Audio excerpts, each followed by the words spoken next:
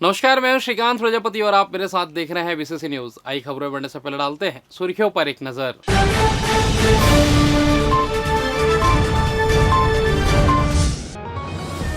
Collector ने की समीक्षा, सरकारी सब्सिडी लेकर बैंक नहीं दे रहे लोन। रतनपुर क्षेत्र में डायरिया का प्रकोप, बड़ी संख्या में लोग हो रहे संक्रमित।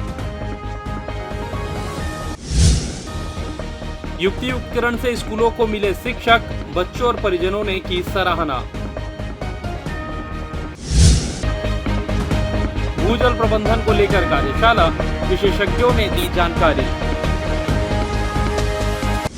तो ये थी सुर्खियां, अब खबरें विस्तार से। कलेक्टर संजय अग्रवाल की अध्यक्षता में जिला स्तरीय परामर्शदात्री समिति यानी डीएलसीसी एवं पुनः रिक्षी समिति डीएलआरसी की बैठक मंथन सभा कक्ष में आयोजित हुई। बैठक में वर्ष 2025-26 के लिए 13,532 करोड़ रुपए की वार्षिक क्रेडिट योजना को स्वीकृति दी गई, जो गत वर्ष से 1,000 करोड़ रुपए अधिक है। कलेक्टर ने डेयरी और मछली पालन क्षेत्र में ऋण वितरण में लापरवाही पर नाराजगी जताई और लंबित प्रकरणों की शीघ्र जांच कर ऋण स्वीकृति के निर्देश दिए। उन्होंने कहा कि ग्रामीण क्षेत्रों में यह गतिविधियां आमदनी का प्रमुख स्रोत है, जिन्हें बढ़ावा देना आवश्यक है। उन्होंने सरकारी सब्सिडी लेकर भी गरीब हितग्राहियों को लोन न देने वाले बैंकों पर कड़ी आपत्ति जताई है। कोटा विकासखंड की सेंट्रल बैंक, पीएनबी और एसबीआई लखराम शाखा को सब्सिडी मिलने के 2 वर्ष बाद भी लोन न देने पर उन्होंने कानूनी कार्रवाई के निर्देश दिए। तीनों बैंकों ने 8 लाख रुपए की सब्सिडी रोक रखी है। कलेक्टर ने कहा कि सरकारी योजनाओं से जुड़े ऋण मामलों का समयबद्ध और सहानुभूतिपूर्वक निराकरण किया जाए। प्रधानमंत्री मुद्रा योजना, स्वनिधि योजना व बीमा योजनाओं में तेजी लाने के निर्देश दिए गए। उन्होंने बीमा योजनाओं के तहत जागरूकता व वित्तीय साक्षरता अभियान चलाने को भी कहा। बैठक में जिला panchayat CEO, RBI, NABARD, lead bank manager सहित सभी बैंक अधिकारी उपस्थित रहे।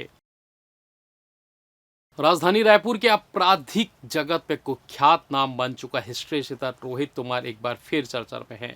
इस बार पुरानी बस्ती थाना क्षेत्र में एक बड़े कारोबारी से जबरन वसूली का मामला सामने आया है। कारोबारी गजानन सिंह ने पुलिस से शिकायत दर्ज कराई है, जिसमें बताया कि 15 लाख रुपए कर्ज के बदले रोहित तोमर और उसके साथियों ने 50,51,000 रुपए कीमती गहने और जमीन के दस्तावेज तक जबरन वसूल कर लिए हैं। बता दें, पूरा मामला पुरानी बस्ती थाना क्षेत्र का है। इस मामले में पुलिस ने रोहित तोमर, उसके भाई दिव्यांश तोमर और दोनों कलेक्शन एजेंट आकाश मिश्रा व योगेश सिन्हा के खिलाफ अवैध वसूली, एक्सटॉर्शन और कर्जा अधिनियम के तहत एफआईआर दर्ज की गई है। पुलिस रिकॉर्ड के अनुसार अब तक रोहित तोमर और उसके साथियों पर 2 थानों में कुल 6 एफआईआर दर्ज हो चुकी है। फिलहाल सभी आरोपी फरार है और पुलिस उनकी तलाश में लगातार दबिश दे रही है। पुलिस आरोपियों की गिरफ्तारी के लिए सक्रिय है। जी, पूर्व में जैसे तेलीबांधा के मामले से अपराध जो मारपीट का मामला था, उसमें गिरफ्तारी के प्रयास के दौरान रोहित तोमर, वीरेंद्र तोमर के घर की सर्च वारंट लेकर की आरोपी की तलाशी के लिए रेड कार्रवाई की गई थी।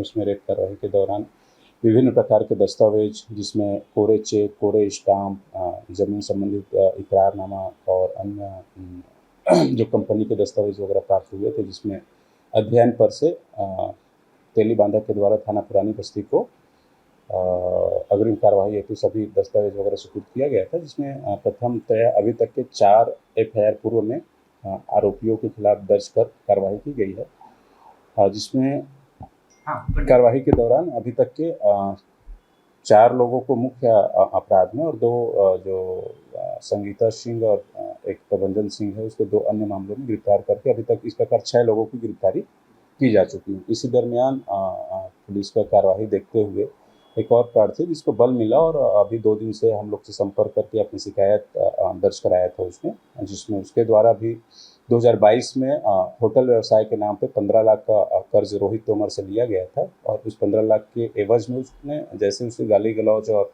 जो ब्याज का परसेंटेज सुन के उसने हाल ही में लगभग 3 महीने में उन्हें पैसा रिटर्न करने का समझा और ऑनलाइन तत्काल 20 लाख उसको रिटर्न कर चुका था। फिर भी उनकी वसूली नहीं थमी और हालिया आज दिनांक तक के टोटल 51 लाख रुपए लगभग उनसे वसूल कर चुके हैं। साथ ही ब्याज में पैसा लेने के दौरान सुरक्षा बतौर जो चेक्स, जो स्टाम्प और अन्य दस्तावेज जमीन के लिए थे, पैसा देने के बाद भी रोहित तोमर और उनके गुर्गों के द्वारा उनका भी सुपुर्द नहीं किया गया, बल्कि लगातार उनको एक्सटॉर्शन के रूप में पैसे की मांग की जा रही है, जिस पर प्रथम सूचना पत्र दर्ज किया गया है और कार्रवाई जारी है।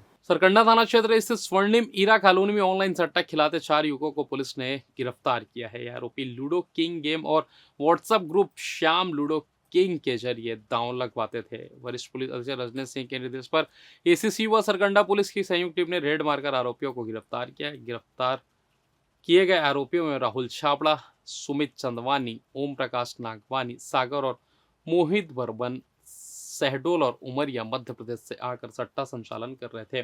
पुलिस ने उनके कब्जे से 5 मोबाइल, एक लैपटॉप और लाखों रुपए की सट्टा पट्टी जब्त की है। पुलिस ने आरोपियों के विरुद्ध छत्तीसगढ़ जुआ प्रतिषेध अधिनियम 2022 की धारा 6 और 7 के तहत मामला दर्ज कर जेल दाखिल कर दिया है।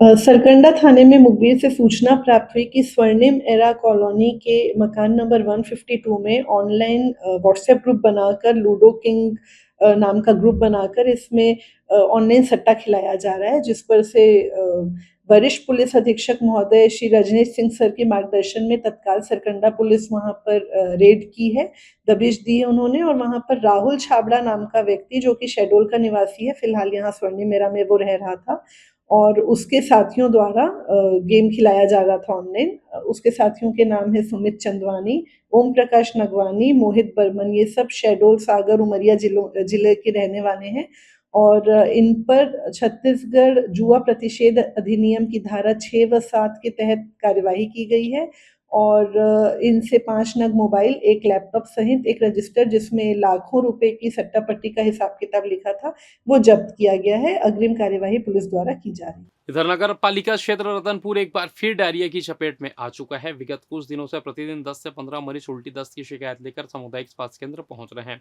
इन मरीजों में छोटे बच्चों से लेकर बुजुर्ग तक शामिल है। अस्पताल प्रशासन के अनुसार अब तक 50 से अधिक मरीजों को भर्ती कर इलाज किया जा रहा है। हालांकि समय पर उपचार मिलने से स्थिति फिलहाल नियंत्रण में है। स्वास्थ्य विभाग द्वारा की गई प्रारंभिक जांच में सामने आया कि डायरिया के मामले गिरजाबंद और नवागांव क्षेत्र में अधिक सामने आ रहा है। बताया जा रहा है कि इन इलाकों में पानी की आपूर्ति पाइपलाइन के जरिए होती है, जिसमें गंदे पानी के मिलावटी होने की आशंका व्यक्त की जा रही। कई लोगों ने पानी में गंदगी की शिकायत भी की है। स्वास्थ्य केंद्र के डॉक्टरों ने बताया कि डायरिया एक जल जनित रोग है, जिससे बचने का सबसे कारगर उपाय है स्वच्छता और उबला हुआ पानी पीना। उन्होंने आम जनता से अपील की है कि इस स्थिति में विशेष सतर्कता बरते, खासकर छोटे बच्चों और बुजुर्गों की देखभाल में किसी प्रकार की लापरवाही न करें।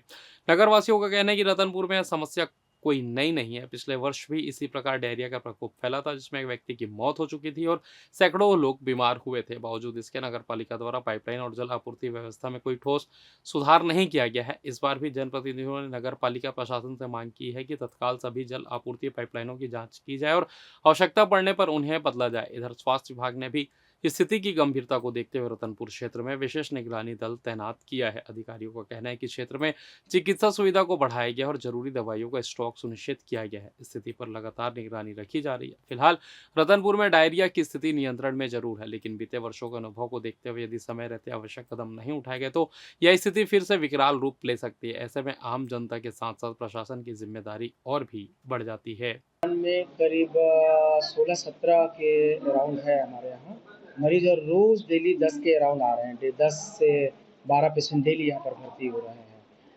उल्टी दस्त के पेशेंट। अभी कह सकते हैं कि धीरे धीरे करके स्थिति हो रही है खराब, लेकिन अभी कंट्रोल में है ओवरऑल। समस्या इसलिए आ रही है कि लोग बाहर का पानी जो है इस्तेमाल कर रहे हैं, इसलिए आ रही है। नल का पानी जो पी रहे हैं उस कारण से आ रही है, बाहर का पानी पी रहे हैं उस कारण से आ रही है। पानी केवल उबाल के पिए, समस्या अपने आप सॉल्व हो जाएगी। केवल उबाल के पीजिए पानी। ये बेसिकली अभी रतनपुर और रतनपुर के आसपास के क्षेत्र के हैं सारे पेशेंट। गिरजाबंद नवागांव से ज़्यादा पेशेंट आ रहे हैं, वहाँ पर ज़्यादा हुआ है। वहाँ पर अभी तक 30 से 40 पेशेंट आ चुके हैं, 30-40 पेशेंट हुआ है गिरजाबंद नवागांव। डायरिया का जो प्रकोप फैल रहा है, मैं सबसे पहले तो नगर वासियों को इससे निवेदन करना चाहूँगा कि देखो, डायरिया जो है, सबसे पहले तो आप स्वच्छता के प्रति ध्यान दें, आप गर्म पानी का उपयोग करें और साफ सफाई के विषय ध्यान दें, क्योंकि जो डायरिया है वो गंदा पानी की वजह से आता है। सेवाभावी संगठन ऑल इंडिया लीनेस क्लब की district president leanness Anita Kapoor अपने एक दिवसीय आधिकारिक यात्रा के कार्यक्रम में शामिल होने civil line SS Vrindavan hall पहुंची। इस मौके पर उन्होंने संसद द्वारा वर्ष भर किए गए प्रशासनिक गतिविधियां, सेवा गतिविधियां व स्थायी गतिविधियों के कार्यों का अवलोकन किया। कार्यक्रम में बड़ी संख्या में लिनेस क्लब की महिला सदस्य व पदाधिकारी मौजूद रहे। कार्यक्रम की शुरुआत लिनेस क्लब के सदस्यों ने सर्वप्रथम इंद्र धनुषी छटा में नव प्रयास नव इतिहास के स्लोगन के साथ सभी मुख्य अतिथियों का स्वागत कर मंचस्थ कर भारत माता के तैल चित्र में दीप प्रज्वलित कर सभा की शुरुआत की। इस मौके पर संध्या की सदस्यों ने ध्वज वंदना कर विश्व शांति के लिए 2 मिनट का मौन रख राष्ट्रगान किया। वहीं रायपुर क्लब के सदस्यों द्वारा समारोह में स्वागत किए एवं स्वागत नृत्य बच्चों के द्वारा प्रस्तुत किया गया, जिसे सभी ने खूब सराहा। इस तरह लिनेस ऑर्गेनाइजेशन का ये आधिकारिक यात्रा सेवा, मैत्री और एकता की भावना के साथ संपन्न हुआ। समारोह मुख्य रूप से सुषमा उपाध्याय, मीरा पासवान, जयासुर, शोभा खाखरिया, मीडिया प्रभारी प्रियंका मिश्रा समेत अन्य महिला लिनेस अधिकारी मौजूद रहे। तो मैंने एक प्रोटोकॉल बनाया है जिसमें मेरा स्लोगन नव प्रयास नव इतिहास है और हमारा जो प्रोजेक्ट है वो इंद्रधनुष है। हमारा जो काम है वो पीड़ित मानवता की सेवा के लिए है और उसमें हमारे कुछ लक्ष्य हैं जो मैंने अपने सभी लिनेस क्लब्स को दिए हैं और ये लोग बहुत अच्छे से उन कार्यों को कर रहे हैं। तो आज मैं उसका अवलोकन करने के लिए यहाँ पे उपस्थित हूँ और मैंने इनके रजिस्टर देखे और इनका काम देखा। बहुत ही शानदार किया है रायपुर के द्वारा, बहुत अच्छा हुआ है और बहुत खुशी है मुझे कि ये लोग हमारे सारे प्रोजेक्ट में, ज़रूरतमंदों की सेवा में, हेल्थ कैंप में और किसी भी कार्यक्रमों को इन्होंने पीछे नहीं छोड़ा है और हमारे जो प्रोजेक्ट हैं वो काफ़ी बहुत ज़्यादा है और सबको इन लोग बहुत अच्छी तरीके से कर रहे हैं। और आज डिस्ट्रिक्ट प्रेसिडेंट की आधिकारिक यात्रा पर ये जो हमारे डॉक्यूमेंट्स वगैरह सब कैसे कार्य होते हैं उसको अवलोकन करने आई है। कल हमने हमारा लिनेस जो है वो कश्मीर से लेकर कन्याकुमारी तक 10,000 लिनेसेस हम लोग कार्य कर रहे हैं और बहुत ही अच्छी तरीके से पीड़ित मानवता की सेवा में हम सब कार्य करते हैं, जिसमें महिला सशक्तिकरण है, विकलांग सेवा है।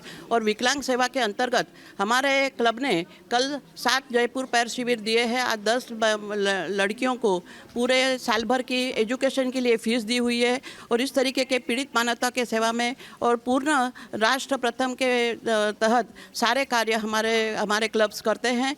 करीबन हमारे 23 डिस्ट्रिक्ट है और उसमें 110,000 से ज़्यादा महिलाएं सर्विस दे रही है और सब सेवा कार्य का कार्य करते हैं। और लाइनस क्लब रायपुर का कार्य बहुत ही अच्छे से चल रहा है और इसलिए मैं उन सबको बधाई देती हूँ। और फिलहाल वक्त तो चला छोटा सा ब्रेक का, मिलता है ब्रेक के बाद, कहीं जाइएगा नहीं।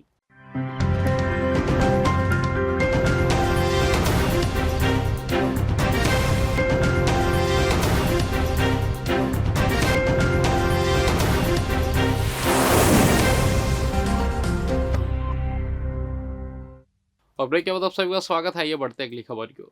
कोटा विकासखंड के छोटे से गांव खपरा खोल में वर्षों से शिक्षक विहीन सरकारी प्राथमिक स्कूल को आखिरकार नियमित शिक्षक मिल गए हैं।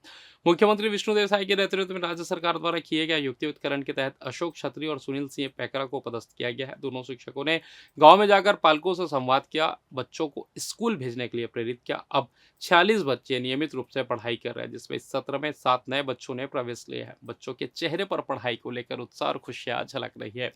शिक्षकों की तैनाती से पालकों में भी भरोसा लौटा है। ग्रामीण मेलूराम जगत, सुख सागर मरावी और मनहरण दास मानिकपुरी ने मुख्यमंत्री के प्रति आभार जताया। खपरा खोल अब शिक्षा क्षेत्र में बदलाव की मिसाल बन गया। यह दर्शाता है कि सही नीति और समर्पित शिक्षक शिक्षा के उजाले को दूरस्थ अंचलों तक पहुंचा सकते हैं। मेरा नाम सुनील सिंह पैकरा है, सहायक शिक्षक,